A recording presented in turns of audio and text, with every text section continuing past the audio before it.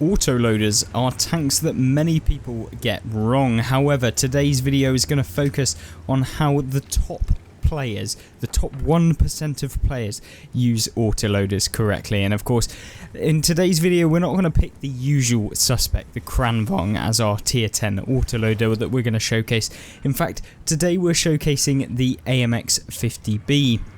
And we've got two amazing replays, the first one being by Weird Stone here, and he is going to be carrying the team in this autoloader. And we picked the AMX50B because I feel like this tank is a little bit more novel, a bit more unique than some of the other tanks, and that's because it doesn't get the overpowered armor model that a lot of tanks have, so you've got to play to its strengths. And of course, being an autoloader, playing to its strengths is almost imperative. It's something you have to do in World of Tanks to have the replays that you're about to witness. And of course, the highest level players probably find autoloaders the easiest to play, or at least the easiest to carry in, because of the ability in which they can punish the players that do the wrong things against them.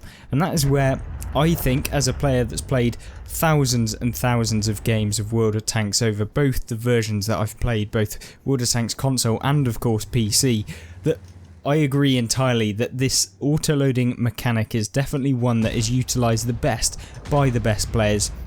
And that's because as you get more used to the game, you know the scenarios, you know when it isn't worth pushing, and that means that you can do things that a lot of people would only dream of. And that's why you're about to see Weird Stone here have a very weird game where he's carrying super hard in the AMX50B. Now, a little bit about the AMX50B. It's a autoloading French heavy tank slash medium slash pretend heavy essentially, and this tank has armor model that is a little bit troll. You definitely can bounce off of the upper plate. The turret is pretty much trash, so you can go through that very easily. Side armor's paper, so it's terrible, and you get penned by almost everything that you come up against, and so you have to be a little bit careful when actually playing in this tank. So things like T110E4s you definitely don't want to be underestimating. However, what you can do in a tank like this is push nicely against a lot of the tanks that you'll be seeing here. He has to do something here to be able to kind of push out lots of damage. And now the Renegade pushes forward, the T110E4 looks like he's trying to push, and at this point he takes a very clever reload. Of course, when you've got one shell in the magazine, it definitely isn't worth saving, especially when you don't know if you're even going to get it off. It's different if, you know, in 1 second time you'll be able to kind of dish that shell out and therefore get the damage anyway. But when you don't know how long it's going to be, or when you think it's going to be a long time, reloading is almost imperative in order for you to have the best game possible. And also, something that I want to note is that not always is it best to kind of save your shells or save up the entire magazine to be able to kind of deal damage. Now, you're seeing here the 122TM pushes from the left hand side coming in from the middle. The Type 61 is of course sat in this little area here, but with the Type 61 having pretty terrible armor, it doesn't really hold up against something like the AMX50B, and especially when you're loading premium rounds with 325mm of penetration. Pretty much everything that you're going to be coming up against will be pennable from the front, albeit some of the super heavies that maybe hit the upper plate. But the key thing is that you'll probably miss in the AMX50B because this doesn't have the nicest dispersion that you're ever going to see.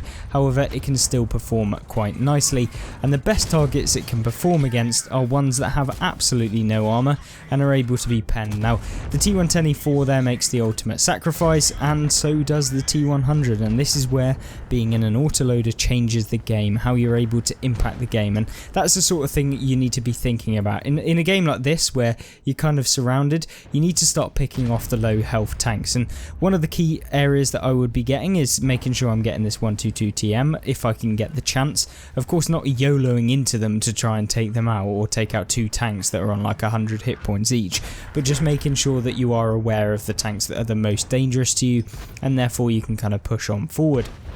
Now, noting that the kind of beach is the area at which the enemy team seem to have pushed the most, you can see there's a 110, we've also got an AE phase 1, and an AE phase 1 side on with his APCR rounds is absolutely no match, and you can see here the AE even misses that round and he loses the majority of his remaining hit points there. to weird stone here, and that is exactly what you want in an autoloader, the broadside of any of the tanks that you're coming up against, because ultimately when you're coming up against the side of them, you're going to be able to dish out the 1600 alpha damage that the AMX-50B has. Very similar to that of like things like the Kramwagen. The Kramwagen has a similar sort of alpha damage, albeit it is slightly higher with 440, but the 50B gets 4 shots as opposed to the 3 that you do in the Kramwagen, which makes it kind of a little bit more carryable, although you still have to output 4 shells in a row to really punish your opponents. But the best players make sure that the positioning at which they're in when they're reloaded is of a sufficient kind of advantage, and therefore they can kind of, as soon as they're reloaded, shell out a load more shells and kind of move on with the game. Now that is the kind of the crux of playing an autoloader. Sometimes you'll be getting caught out on a reload where people can just push you. Things like this 122 TM obviously didn't realise that actually he's not reloaded, and therefore he shuts him down. Now the Shot Future is definitely a tank that is a bit of a nuisance. That tank has, I believe, in the region of 390 alpha damage per shot. It also gets multiple shots, just like the 50B, and plays in a similar sort of manner, albeit the 50B is probably slightly better and slightly more accurate, but it is a tier higher, and that's where playing the 50B comes in kind of a little bit better. Now then, a Type 61. It almost feels unfair when you play autoloaders, when you kind of have those matches where you catch people by surprise, and when you do catch people by surprise, it is genuinely one of the best feelings, because you can come around and you can just punish them for making silly plays, or if your marksmanship is on point and you're just putting round after round into these opponents that just did not realise how dangerous you really were, then that's really where I think World of Tanks comes into its element. And you can see here, having done 9,168 damage, 939 assistance, and when he's managed to pick up 4 kills within this replay already, which is fantastic. Even if you are a top tier, one of like 4 tier 10s in the game on each side, obviously there's 8 total. But yeah, it really makes a big impact when you're in these sorts of games, especially when you're playing an autoloader like this, because when you are kind of top tier, it makes them super dangerous, because most of the tanks that you're coming up against are basically a 1 clip, or 1600 hit points or less, unless they're a heavy tank like the Löwe. Or alternatively, if they're a tank that just has a little bit more hit points. Now you see something.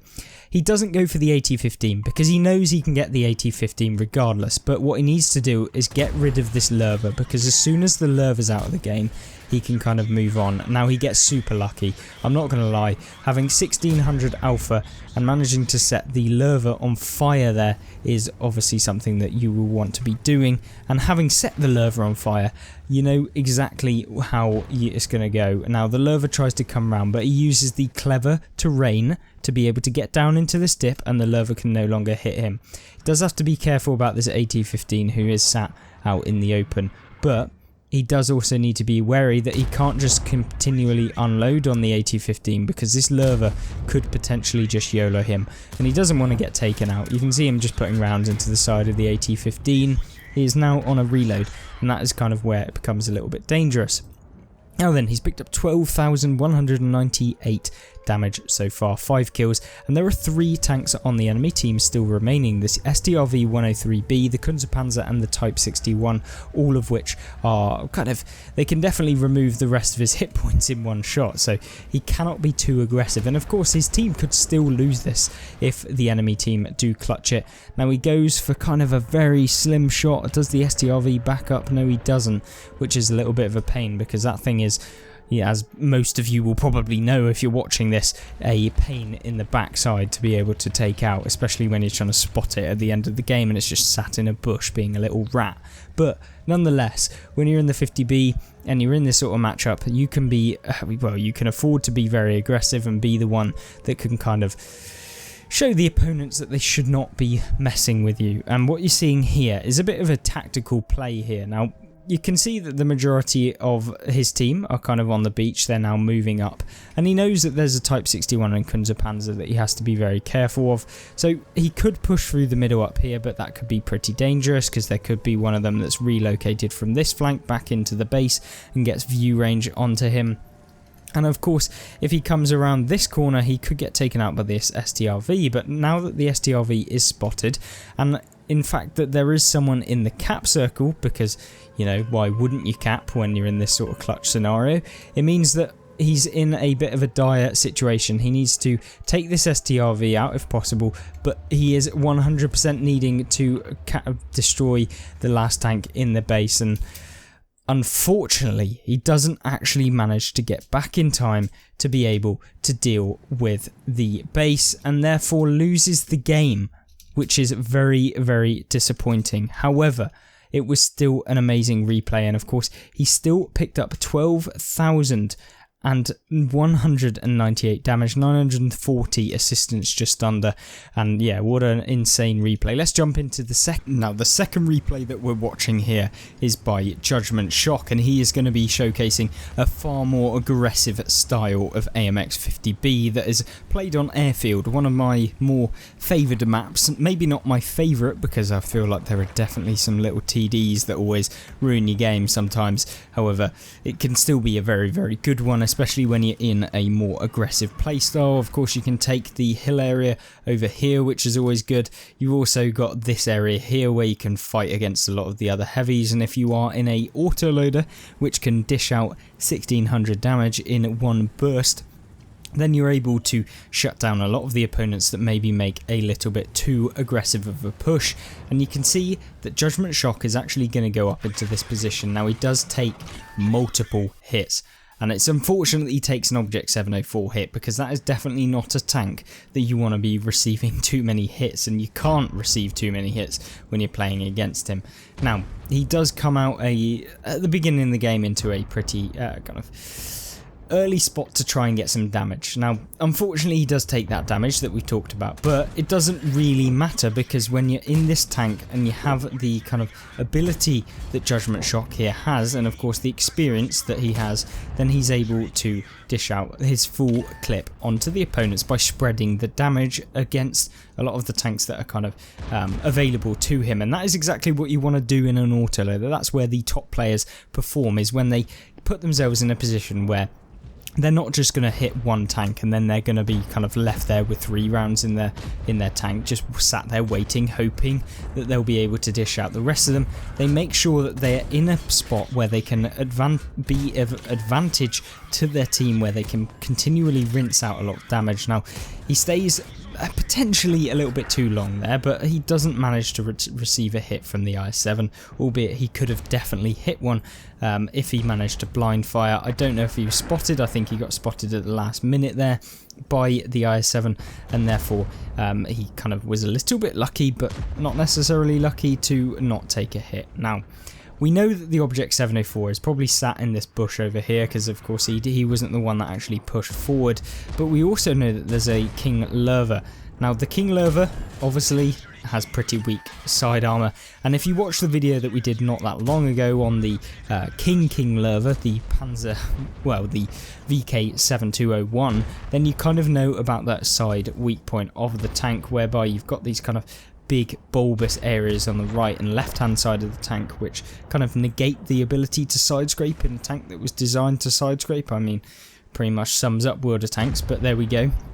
And now, of course, the WZ comes outside on, and this is exactly what you want to do. And one thing that I always, people always underestimate is that a lot of the best tier players in an autoloader, they go for the tracks. The tracks are super important. If you can track the first shot of your opponent, then you can actually pump out the rest of your shots. And often, because you're an autoloader, even if you don't manage to get damage both times that you continuously track them, because you're tracking them, you're getting assistance damage on top. And because not only are you tracking them once, but you can track them up to 4 times in a row if you're playing in, of course, the AMX 50B, but obviously if you're playing in a different one, then, you know, take of that what you will, then you can still pump out a lot of shots into the tracks, and you can make sure that you are detracking. And if in the ultimate scenario you can manage to actually track and pen, then that is like the best thing that you can possibly do within World of Tanks whilst playing in an autoloader, other than the fact that you could potentially ammo rack 4 tanks or whatever it might be, but that's just never going to happen. Now the Hawk 30 definitely underestimated the fact that he is, he's not a bot, he is actually looking. And now he's in a bit of a terrible position, because when you're in an autoloader, this is the key kind of... This is what happens in autoloaders. When you take your reload, you're just waiting there, waiting for your team to kind of help you out. And of course the enemy team could actually push around, put a shot into him, and then that's game over. But luckily the enemy team are a little bit hesitant to push up, and that gives Judgment Shock the ability to actually reload, and now he is one of his most dangerous. When an autoloader is at full health, and if they're at full clip, then they're going to be able to really put that damage out into the opponents that they want. And of course, when you as the autoloading player have the ability to choose who you want to take, and you can actually, as the game goes on, be very targeted in the opponents that you're taking out, because as the game goes on, people take hit points worth of damage, which means that they lower the amount of hit points that they have, and therefore when you see them, they typically have, like this M48 pattern, 726 hit points. That is not enough to take 4 shells or 1600 damage here from Judgment Shock, which means actually this tank becomes more dangerous as the game goes on, as with most autoloaders. And that means that, yeah, when you're seeing players like the M48 pattern here try and push, they're very hesitant. You can basically stop them from pushing because you have that kind of middle finger, I guess, to what they want to do, and that means that, yeah, you're able to do things that a lot of other tanks just simply wouldn't. Like, for example, if you're not in an autoloader in this scenario, the M48 pattern is just going to come around this corner, put 1 shell into you, and you're dead. It doesn't care. But because you are an autoloader, and if you catch the M48 out with a couple of shells, then you're going to be able to succeed. Now, he knows instantly that the M48 potentially could come around this corner at this point, so he turns around quickly. The Kramvong is now making his way. Now, he does the perfect thing that you can possibly do in the AMX-50, and that is put a nice shell into the tracks. You know exactly what the shell mechanics are going to be doing, and now he moves into this little ratty spot, to be honest. Hopefully he doesn't actually get taken out by the full damage, which he doesn't, which is perfect. And now after picking up 7,000 hit points worth of damage in a pretty aggressive game so far, you know, it's been very close quarters engagements where he's had to kind of clutch it out, and of course use some of the push mechanics at some points, you know, when the IS-7 was pushing up and stuff like that. And it means that, you know, for all intents and purposes, you can be very, very aggressive. Now, the terrain almost costs him his life here, but unfortunately for the Kranvang, it doesn't. So he's now going to push into this sort of position where the Lurva is now looking like he's trying to peek. Now, he does exactly what you should do in a autoloader, and that is wait for the opponent to make the misplay. Wait for them to come side out. You don't need to poke a corner where you could potentially take the Lurva hit, or there could be a tank destroyer sat in this position. If we actually look over here, there could be a tank destroyer sat in this bush. You never know, and that's why when you're in the autoloader, you just let the opponents make the misplays, and that's what the top players do. Of course, you can still get taken out even if you let a lot of the opponents come round, and the crux of an autoloader is when you come up against another autoloader, because what do? Do you try and run away to avoid the damage, or do you just sit there and tank the damage? And that is really where it can be a little bit painful. For example, if the 50B here was to come up against the Kranvang and they were on the same hit points, like, do you try and run away and avoid the shells, or do you just try and simply outplay the Kranvang? You know, it's very difficult. Now, we talked about this 704 that could potentially be there, and we said that that is definitely a spot that can be a little bit annoying when you're coming up against, because, you know, you don't want to over peak and they could be sat in a bush over there. But to all intents and purposes, the Judgment Shock here has actually had a fantastic round, and he's showcasing what you should do in an autoloader. You don't want to be too aggressive, but also not too passive, to the point where you're kind of waiting to the end of the game to deal your damage. Now, the Shpituk, I don't even know. The little overpowered rat that came out with the battle pass, yeah, that tank, it's going to be coming around that corner. Now, he manages to shut down 2 tanks in one clip, and that is what you know, most tanks will never be able to do, and that's because they simply don't have 4 shells in the magazine. Now the 704 does the kind of mistake here. Now he waits. There is no point in him waiting. He could have come around this corner, put one shell into the 50B, and then game over for his team. But unfortunately for the 704 and the enemy team, he doesn't do that. Now he does realise that this 704 is got to kind of, he needs to fire for him to come around this corner. There's no point in pushing round into a tank that is that's just going to be sat there waiting for you. Of course, he sees that the 704 goes behind and he's pushing this wreck of the Lurver, so he's just trying to bait the shot coming in. And that's what you need to do in an autoloader. Bait the shot, go around the corner, put your 3 shells of damage, and then just leave. Get into a position where they can't even hit you whatsoever. It's the best position you can be in an autoloader, and that is exactly what he's doing. Doesn't need to push, doesn't need to do anything. Exactly what we talked about in just being the tank that is just going to force the opponents to make the misplay and then capitalise on said misplay. And that is exactly what's happening here. Now then, is the 704 actually going to fire? Is he able to bait him in? Is he going to get frustrated? Or is the T54 going to come around the corner and surprise the Object 704? That is exactly what happens. T54 is now in a bit of a sticky situation against the 704, but don't worry, the AMX 50B is a quick boy and is able to flank the Object 704 with his 3 shells of damage, and he's able to successfully land all 3 rounds into the opponents to make this replay a fantastic one in the 50B. And that is what we love to see within a tank like this, where he is able to pick up a ridiculous amount of damage, for all intents and purposes picking up over 10,000 damage, and showcasing once again what the AMX 50B and, to all intents and purposes, all of the autoloaders in the game can do, how you can play them, and of course hopefully that gave you a little insight as to how to play your autoloader if you are interested, or alternatively if you're interested in taking them out. And of course if you're interested in watching other replays on this channel, there are plenty, and of course there will be one on the left hand side that showcases the Kranvang, the other autoloader that we've showcased on this channel, and on the right hand side you can see the UDES 1516 being crazy. So thank you very much for watching, and I'll see you there. Goodbye.